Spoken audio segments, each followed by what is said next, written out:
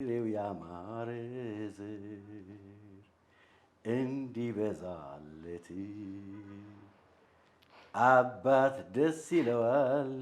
ጨርሹ ልጅ ሲወለድለት ካሰብኩት ነገር ጋር የሚሄድ ነገር ነው የዘፈንክልኝ። እስቲ ምን ያሰብሽው? አይገርምህም? ሰሞኑን የሆነ ፕሮግራም ተጠርቼ ሄጄ ነበርና የታደምኩበት ፕሮግራም ላይ እሺ አንድ ልጅ እናቱን በጣም ሲያሞግስ መድረክ ላይ ወጥቶ የሽልማት ፕሮግራም ነበረ። ተሸላሚው በጣም እናቴ ናት ለዚህ ስኬት መድረሴ ምናምን ብሎ እናቱን ሲያሞግሳት ተመለከትኩኝ። ከዛ እኔ ደግሞ አባቴን በጣም ስለምወደው እኔ በሆን በቦታው ላይ አባቴን ነው። ቆይ እውነት አባትሽን ትወጂዋለሽ? ወይ በጣም በጣም እውነትሽን ነው? እውነት ምን ይገርማል ታዲያ።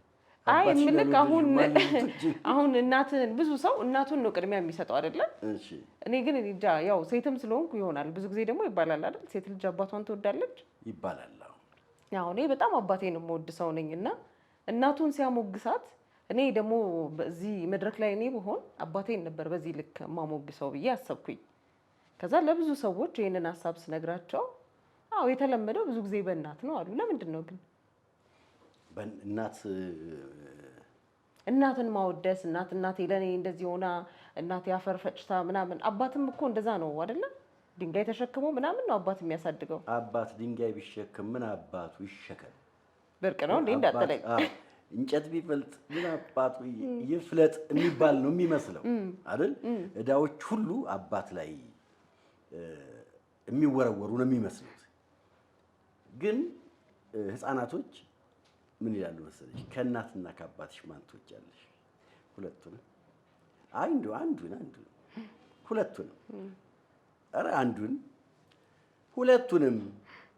ከዛ አባትየው እንቅልፍ ሲይዘው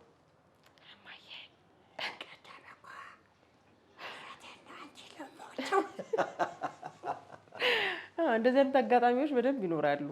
ምን አለ መሰለሽ የእናትነት ሚና አይተኬ ነው አይደል? አዎ የአባትነት ይተካል እንዴ? አይተካም። ለምን ይመስለኛል መሰለክ? አሁን በሚናቸው መተካት አለመተካት ሳይሆን ብዙ ጊዜ አሁን አባት የውጭውን ስራ ነው በመስራት የሚታወቀው። እንደው ከስንት አንድ ነው ቤት ውሎ ልጆቹን በማሳደግ ላይ የሚኖር እንጂ አብዛኛውን ጊዜ የውጭውን ስራ ነው አባት ሰርቶ የሚመጣው። ይሄ ማለት ለልጆቹ ጊዜ አይሰጥም ስልክ ረጅም ጊዜውን የሚያሳልፈው በስራ ነው። ከስራ ውጭ ደግሞ ያው ድካም ይኖራል። ለመላፋት ለመጫወት ያን ያህል ሰፊ ጊዜ አይኖርም። ያለችውን ጠባብ ጊዜ ነው ለልጆቹ የሚሰጠው።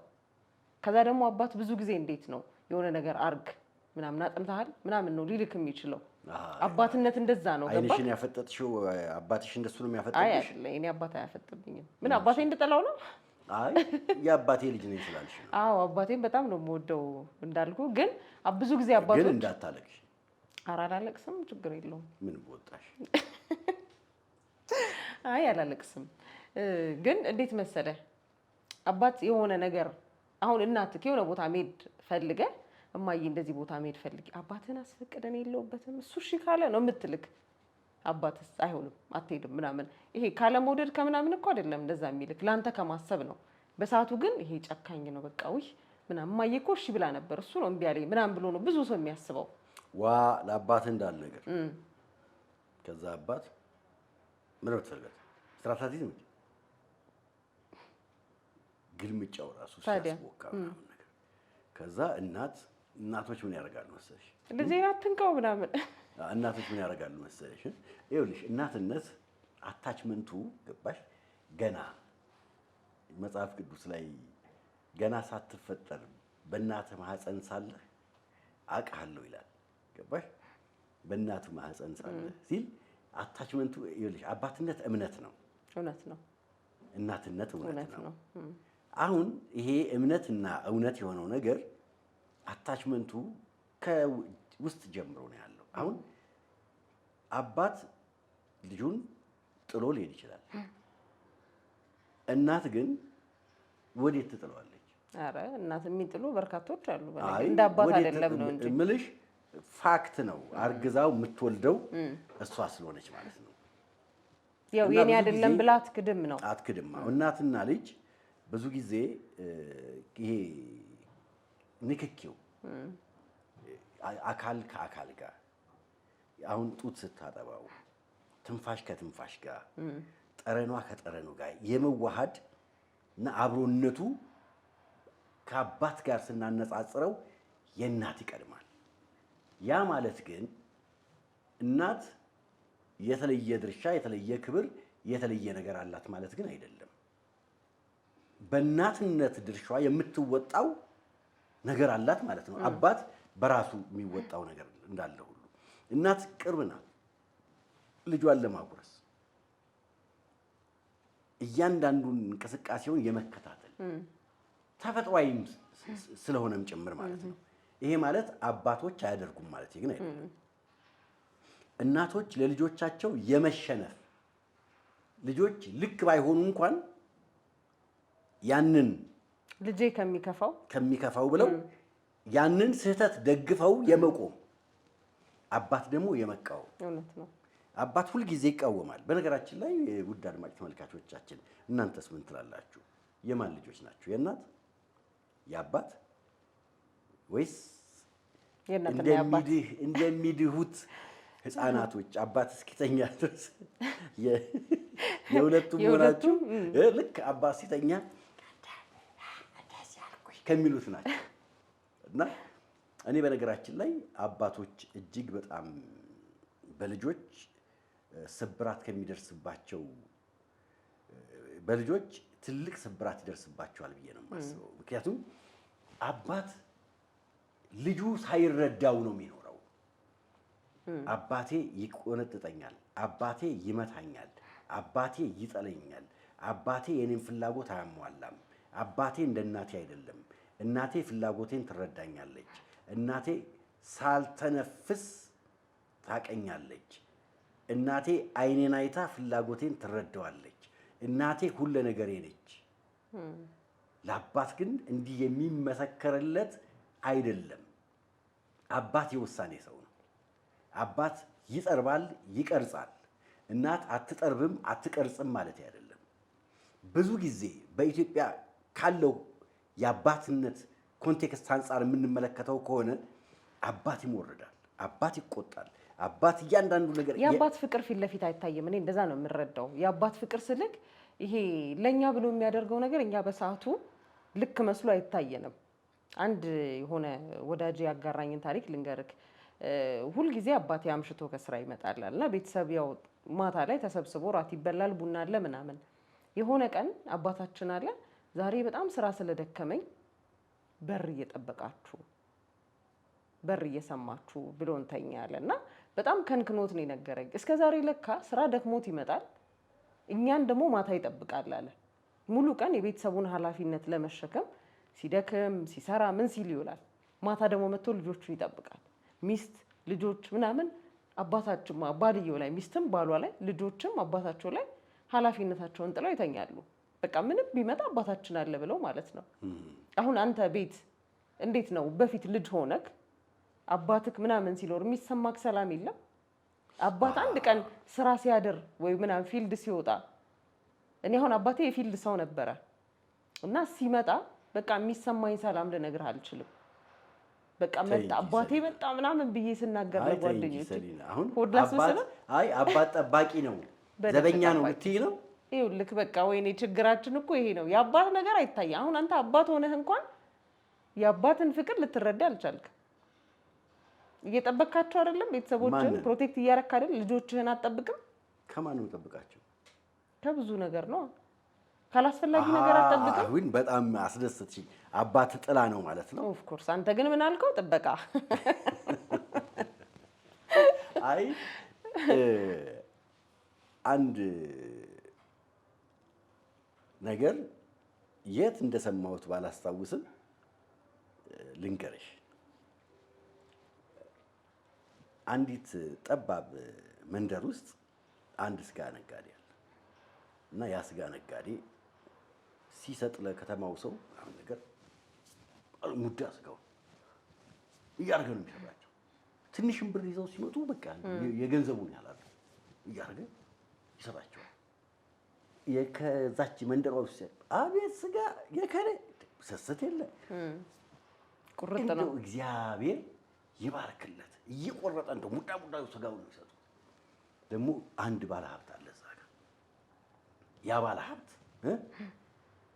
ንፉግ ነው ለአካባቢው ሰው ንፉግ ደግሞ ያለው ገንዘብ እዚህ ጥግ ድረስ አለ እንጂ እዚህ ጋር ቢበላ የማይወዛ ሹልክ ብሎ ገብቶ ሹልክ ብሎ የሚወጣ ፈገግ ብሎ እንኳን ሰው አያይም። ለምን? ፈገግታ ብቻ ነው ለሰው የሚመግበው። ይኸው ኪሱ ቢሞት የማይገባ እንደዚህ የተራራቀ ነው እጅና ኪሱ ካንጋሮ በቃ እንደዛ እያሉ ነው የሚተቹት። ከዛ አንድ ጊዜ በጽኑ ታመመና ይሄ ባለ ሀብት ሞተ። አይገርምሽም? አንድ ሰው ሊቀብረው አልመጣም። ለነገሩ ንፉግ ሰው ማን ሊቀብረዋል? ንፉግን ማን ይወደዋል? አንድ ሰው ሊቀብረው አልመጣም። ከዛ ያ ስጋ ነጋዴ ሄደው ሲጠይቁት አድርጎ ቆረጥ እያደረገ መስጠት ጀመረ። እያሳነሰ በጣም ግብግብ አለ። በቃ ከመጠን በላይ ምን ነው?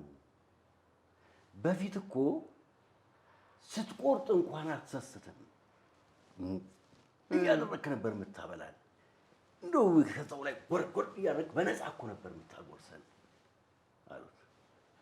አጉራሹማ ሞተ። ሀብታሙ ሰውዬ ነበረ ማለት ነው የሚከፍልላቸው። አዎ ያ ሀብታም ይሄ ነው። አየሽ፣ ያ ሀብታም ሰው የአካባቢው ሰው የስጋ አምሮቱን እንዲወጣ ለአካባቢው ሰው ሁሉ የሚከፍለው እሱ ነው። የዚህ ሰውዬ ስራ ድርሻ እየጎመደ መስጠት ነው። እየጎመደ መስጠት ነው። የአባት ውለታ እንዲህ ነው። ብዙ ጊዜ ከጀርባ አይታይም። አባቶች ብዙ ጊዜ ሰዎች የሚረዷቸው መቼ ነው? ሲወልዱ። አሁን ለምሳሌ አንድ ወጣት ሲወልድ እና አባት ሲሆን ልክ አባቱ የሚያደርገውን ነገሮች ያደርጋል። ልጁን መስመር የሚያስያዝ ምን ማለት እንደዚህ አይነት ነገሮች ስቴፕ ባይ ስቴፕ ሲመጡ ለካ አባቴ የለኝም የሚለኝ ለዚህ ነው። ለካ አባቴ የሚቆጣኝ ለዚህ ነው። በጣም ይገርምሻል። አንድ ልጅ ተወልዶ ራሱን ማወቅ ሲጀምር አባቴ ሀብታም ነው፣ አባቴ የእውቀት ጥግ ነው፣ አባቴ ጀግና ነው። አንበሳ እንኳን ቢመጣ የኔ አባት አንበሳውን ድቅቅ አርጎ ነው የሚመታው እያለ ያድጋል። ልክ ልጁ እየተማረ 18 ዓመት ሲሞላው አባቴ ለካ አቅም የለውም፣ አባቴ እንደዚህ እያለ አባቱን ዝቅ ማድረግ ይጀምራል። ምክንያቱም ከሱ እውቀት ጋር ይለካዋል። ከዛ ልክ ሲወልድ ደግሞ አባቴ ለካ ተአምር ነው፣ አባቴ ለካ ሊቅ ነው። ምክንያቱም አባቱ ለቤተሰቡና ለሱ ያደረገው እንደገና ደግሞ አባቱ ያለውን ኢኮኖሚ በአግባቡ በመምራት ልጁን እዛ ቦታ ላይ ያበቃበትን መንገድ ሲያየው እና አሁን እሱ አባት ሆኖ ልጁን ለማብቃት የሚሄድበት መንገድ ሲያየው አባቱ የተሻለ እንደሆነ ሲረዳ አባቱን መልሶ ማድነቅ ይጀምራል። ስለዚህ አባቶች 2ቴም 3ቴም 4ቴም ይለካሉ፣ ግን አልተዘፈነላቸውም።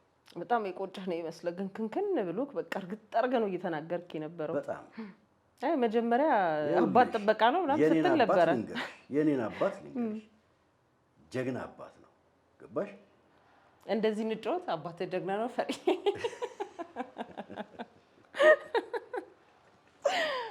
መቼም በልጅነቱ ይሄን ያልተጫወተ የለም ብዬ ነው።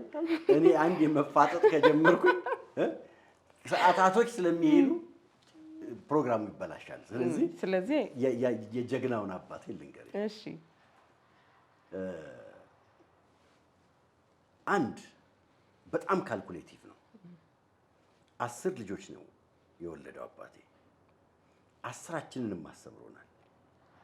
10ችንም ውጤታሞች ነን።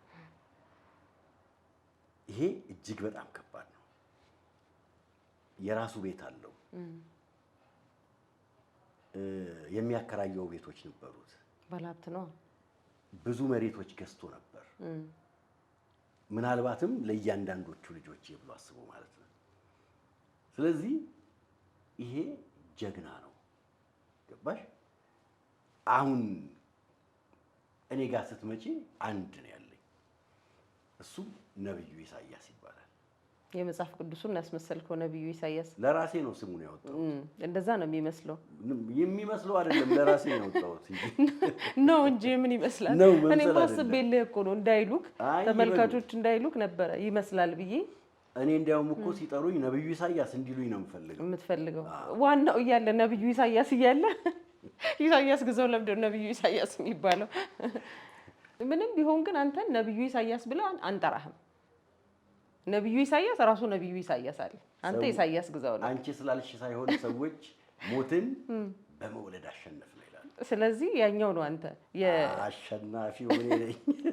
ለማንኛውም ያው እንግዲህ ዛሬ ስለ አባትም ስላነሳን ይሁንልህ ነብዩ ኢሳያስ ብለናል። ኢሳግ ኢንተርቴይንመንትን ላይክ፣ ሼር፣ ሰብስክራይብ እያደረጋችሁ ቤተሰብ ሁኑን። ቻው